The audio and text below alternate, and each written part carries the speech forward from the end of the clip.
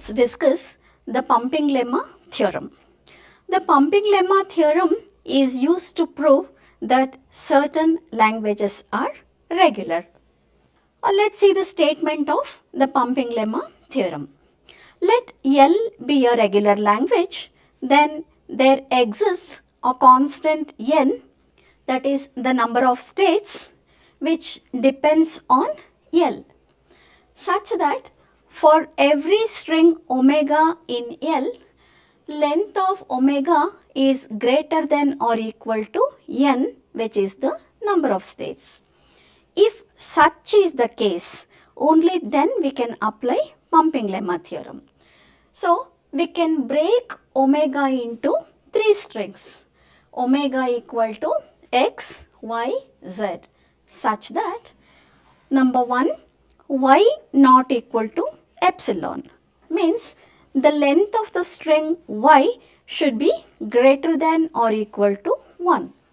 Condition 2, length of xy is less than or equal to n, which is the number of states.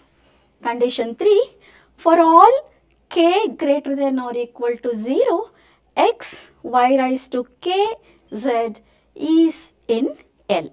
So, these are the three conditions to be satisfied for the pumping lemma theorem. So, let us go to the proof part. How do we prove it? Suppose L is regular. So, we are going to consider a language L which is regular. Then, if A is the automata, then we will consider L equal to L of A. Suppose that automata A has n states. Consider any string of length n or more. Okay. So, what we are trying to do is, we are going to consider one automata A which has n states. Okay. So, say that string omega equal to A1, A2, so on up to AM. This is the string. The length of the string, that is m, is greater than or equal to n, which is the number of states. When such is the case, look at the diagram. Say P naught, we are going to break the string omega equal to x, y, z. Consider this automata A. That is this P naught, which is the start state, which also can be Q naught.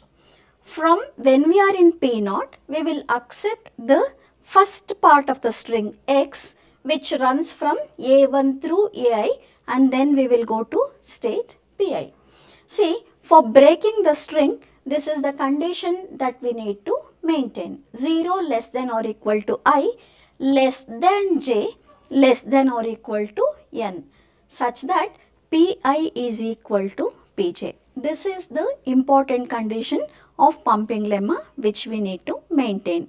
That is 0 less than or equal to I, less than j. I less than j is important. Now, we can break omega equal to x, y, z such that these are the three parts. That is x equal to a1, a2, so on up to ai, y equal to ai plus 1, I plus 2, so on up to aj, z equal to aj plus 1, aj plus 2, so on up to am. So, this is how we have broken the string. Now, when we are in P naught, we will accept the string x which goes from A1 to AI. So, from P naught, on accepting x, we go to state Pi. Okay. When we are in Pi, so when we are in state P naught, on accepting the string x, we go to state Pi. From Pi, we accept the string y, which goes from ai plus 1 to aj. So, when we are in Pi, we accept the string y, which goes from ai plus 1 to aj. Then we will come back to state Pi, which is also Pj. So, after accepting y, we come back to Pi, which is also Pj. From Pj, we will accept Z, which goes from Aj plus 1 to Am. So, after accepting Z, we will go to the final state, which is accepting state. Now, so according to pumping lemma, we will have to look at the condition number 3, that is x y raised to k z. First condition what we say is when k equal to 0, that is x y raised to k z. When k equal to 0, what happens?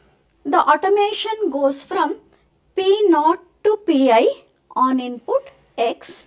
Since k equal to 0, this y, the automation goes from state P0 on x, it goes to Pi, y is 0. So, from Pi, which is also Pj, it accepts the input z and goes to the accepting state when k equal to 0. I repeat, when we are in state P0, we accept the string x, then we will go to state Pi. From Pi, on accepting, since y equal to 0, we will accept from Pi, we will accept z, then we will go to the final state Am. We know Pi is also equal to Pj. So, the string is accepted. Next condition is when k greater than 0. A goes from Q0 to Pi on input x. Let's look at the diagram. When k greater than 0. So, we will accept the input x. P0 is incidentally equal to Q0. From P0, on accepting x, we will go to Pi.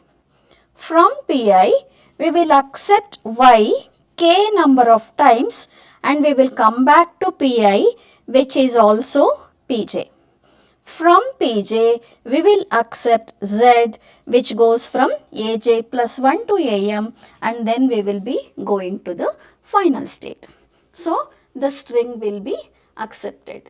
It means whatever x, y raised to k, z, the new string, that also is in L. Hence, the language is regular. So, pumping lemma theorem proves that the language is regular. The problems on pumping lemma, we say that the given language is not regular. So, I repeat, the pumping lemma theorem is used to prove that a given language is a regular language. But in the problems, we contradict the statement and we prove that a given language is not regular using the contradiction concept. So, thank you.